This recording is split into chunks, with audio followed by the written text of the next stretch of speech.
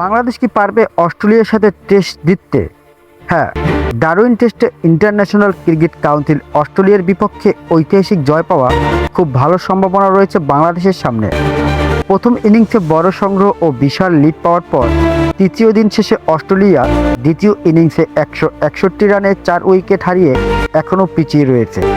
অজিদের ইতিহাস ও পরিসংখ্যান বলছে এই অবস্থা থেকে ম্যাচ জিততে হলে তাদের নতুন রেকর্ড গড়তে হবে। বর্তমান ম্যাচের পরিস্থিতি: প্রথম ইনিংসের রান বাংলাদেশ 426 রান করে এবং অস্ট্রেলিয়া প্রথম ইনিংসে করে 198 রান। প্রথম ইনিংস শেষে বাংলাদেশ প্রায় 228 রানের বিশাল লিড দেয়। দ্বিতীয় ইনিংসের অবস্থা: তৃতীয় দিন শেষে অস্ট্রেলিয়ার সংগ্রহ 4 উইকেটে 161 রান।